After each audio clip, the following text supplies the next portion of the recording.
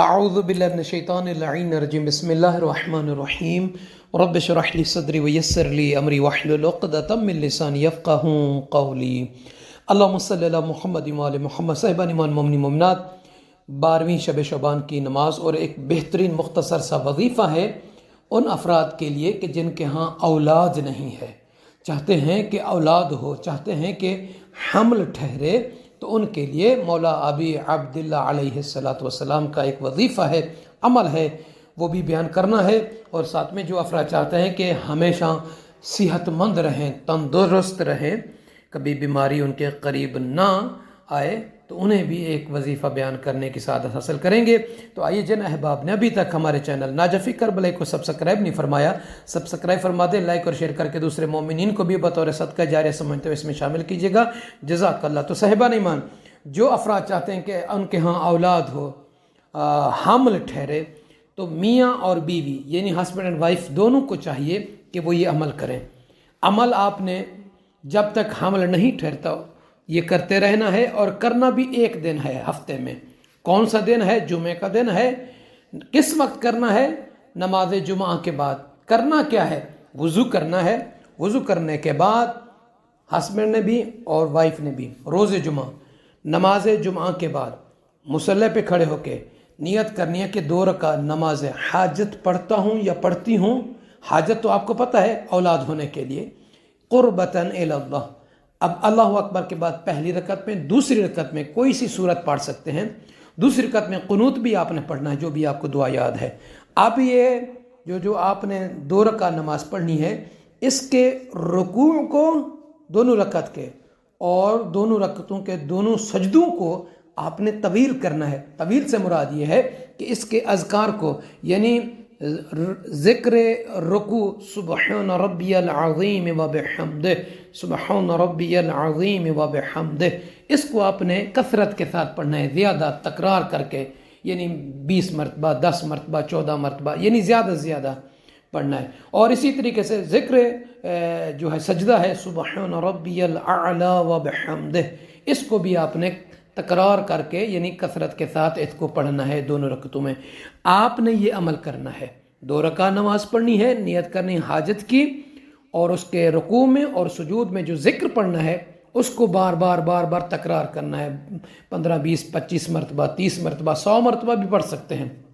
جیسے روایت میں ہے کہ یطیل فیہم الرکوع والسجود، یعنی ان 2 رکعتوں میں سجدوں اور رکوع کو جو ہے نا طویل کرنا ہے، اس کے ذکر کو۔ یعنی اب جب یہ نماز ختم کر لیں گے، اس کے بعد آپ نے یہ دعا پڑھنی ہے، ہسبینڈ نے بھی اور وائف نے بھی، اللہم انی اسألک بما سألک بہی زکریہ یا رب لا تذرنی فردن وانت خیر الوارثین اللہم حب لی ذریۃ طیبۃ انک سمیع الدعاء اللہم باسمک استحللتہ وفی امانتک اخذتہ فإن قضیت فی رحمہا ولدا فاجعلہ مبارکا ولا تجعل للشیطان فیہ شرکا ولا نصیبا۔ یہ دعا پڑھنی ہے۔ اس دعا کے پڑھنے کے بعد اپنی دلی حاجت جو ہے اولاد کے لیے، حمل کے لیے، وہ دونوں نے مانگنی ہے۔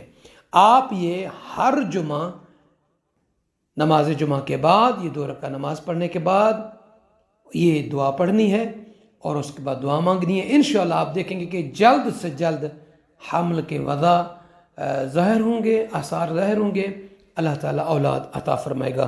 اور دوسرا وظیفہ ہے تندرستی کے لیے، دائمی صحت سلامتی کے لیے، اور وہ یہ ہے کہ آپ نے جو بندہ مریض ہے، چاہتا ہے کہ اس سے شفا ملے، سورہ روم کی آیت نمبر 30، فَأَقِمْ وَجْهَكَ لِلدِّينِ حَنِيفًا فِطْرَةَ اللَّهِ الَّتِي فَطَرَ النَّاسَ عَلَيْهَا لا تبدیل لخلق اللہ ذلك الدین القیم ولكن اکثر الناس لا يعلمون، یعنی سورہ روم کی آیت نمبر 30 کو 3 مرتبہ روزانہ پڑھ کر اپنے جسم پر اپنے گریبان کے اندر جھونک کر آپ نے اس کو دم کرنا ہے، پھونک مارنی ہے.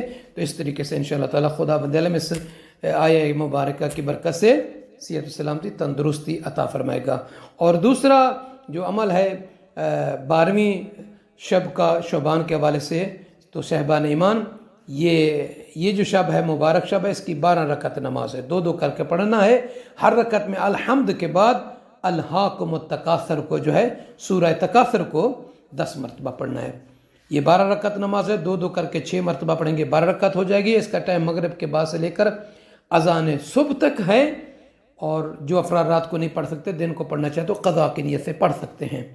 اور اس کا ثواب یہ ہے کہ اللہ تعالیٰ اس کے 40 سال کے گناہوں کو معاف فرمائے گا، 40 درجات اس کے بلند فرمائے گا. اور اللہ تعالیٰ اس کے لیے 40,000 ملائکہ کو، فرشتوں کو یہ ڈیوٹی لگائے گا کہ وہ اس بندے، اس کنیز کے لیے استغفار کریں. اور خدا بند عالم اس نماز پڑھنے والی کو ایسا ثواب عطا فرمائے گا جیسا کہ جو ثواب لیلۃ القدر کے درک کرنے کا، یعنی جو لیلۃ القدر کو پاتا ہے، اعمال انجام دیتا ہے، اس کا ثواب اس کو ملتا ہے، اس کو بھی اسی ثواب کے مثل اللہ تعالیٰ ثواب و اجر عطا فرمائے گا. تو تمام صاحبان ایمان مومن مومنات سے عرض ہے کہ ہمیں اپنی دعا میں یاد فرمائیں گے. بڑی برکت والی گھڑیاں ہیں، بڑے مبارک لمحات ہیں ماہ شعبان المعظم کے. ہم سب قریب ہو رہے ہیں اللہ کے دسترخواں کی طرف، ضیافت اللہ کی طرف. انشاءاللہ تعالی ماہ اور رمضان المبارک قریب ہے. تو انشاءاللہ ہم اپنے نفسوں کو پاک کر کے حقوق الناس، حقوق اللہ کو ادا کرتے ہوئے اللہ کے اس مبارک اور پاک مطہر دسترخواں پہ بیٹھ کر اللہ کے ضیافت